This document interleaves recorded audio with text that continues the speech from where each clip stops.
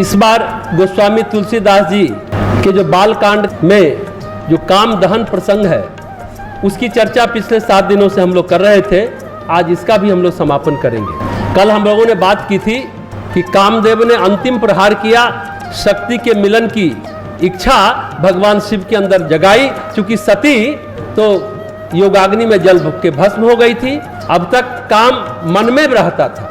पहली बार हृदय पर उसने विचारों में ही नहीं जगाया, विचारों में जगाने में सफल नहीं हुआ, क्योंकि भगवान शिव में तो मन था ही नहीं, मन मर ही नहीं गया था, मन राख हो चुका था, मन समाप्त हो चुका था। तो मन में विचार जब नहीं जगा पाया कामदेव, तो आम के पेड़ पर, रसाल वृक्ष पर बैठ करके उसने अपने 5 बाण, फूलों के बाण को चलाया और उनके भावनाओं को झकझोड़ा। भगवान शिव में कहीं ना कहीं सती पति पत्नी मिलन का संस्कार बचा हुआ था, संस्कार को उसने जगाया, वो इच्छा सती की जगाई और शिव के चित्त में जो संस्कार था वो प्रकट हो गया। नयन उघारी सकल दिशि देखी, ध्यान भंग हुआ, वो क्षोभ में आए, यहां वहां देखा आंख खोल करके कि यहां कहां सती है। अरे उसका तो दहन हो चुका है, मरण हो चुका है, सती तो निराकार हो चुकी है। जब ये दृश्य देखा तो क्षोभ प्रकट हुआ। आगे गोस्वामी तुलसीदास जी कहते हैं इस दोहे में, सौरभ पल्लव मदनु बिलोका, भयु कोप कंपेउ त्रिलोका, तब शिव तीसर नयन उघारा, चितवत कामु भयु जरी छाड़ा। आम के पत्तों के बीच में कामदेव को छिपे बैठे देखा। जब भगवान शिव ने अपने नयन को इधर उधर देखा कि सती नहीं है, कौन ऐसा कर रहा है, तो आम के पत्तों के पीछे कामदेव को बैठे देखा, छिपे देखा। उनके जो दबे हुए संस्कार को जिसने उभारा था, दबे हुए स्मृतियों को किसने उभार दिया, उस यादों को किसने जगा दिया, देखा कामदेव ने ऐसा किया कि कामदेव को क्रोध हुआ है।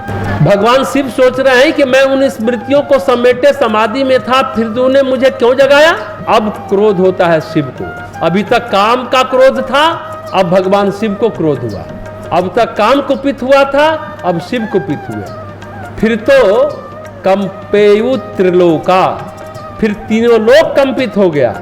रुद्र उस क्षोभ को संतुलित करने के लिए उन्होंने काम की माया को काटने के लिए भगवान शिव ने क्या किया, ज्ञान नेत्र को उन्मीलित किया, ज्ञान नेत्र को खोला। उस ज्ञान के सामने काम फिर टिक नहीं सका, न माया टिकी न काम टिका। तीसरा नेत्र खुलते ही और उसको देखते ही कामदेव जलकर राख हो गया, कामदेव भस्म हो गया। अब तक चिता भस्म शरीर पर लपेटे थे, अब काम भी जलकर राख का ढेर हो गया।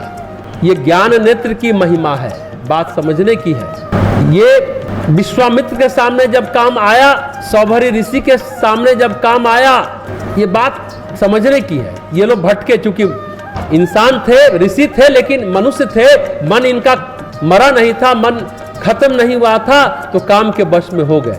उनमें से किसी के अंदर नहीं क्षमता थी कि कामदेव को जला सके। एक बात यह भी थी कि कामदेव को आवश्यकता भी नहीं पड़ी उनके हृदय पर प्रहार करने की, स्मृति को जगाए। मन के विचारों और उनकी वृत्तियों में ही आदमी आज बहक जाता है। कामदेव को उसके आगे जाने की जरूरत नहीं पड़ी। जैसा भगवान शिव के सामने विचार तो था नहीं, मन तो राख हो चुका था भगवान शिव का, तो हृदय पर वार किया था, स्मृतियां जगाई थी, यादें जगाई थी। विश्वामित्र हो, सौभरी ऋषि हो, उन पर विभांडक ऋषि, उन पर किसी पर हृदय तक पहुंचने की जरूरत कामदेव को नहीं पड़ी, मन तक में ही उसका काम हो गया था। तो संस्कारों को जगाने की आवश्यकता नहीं पड़ी थी। पर यहाँ ऋषि नहीं, महादेव हैं।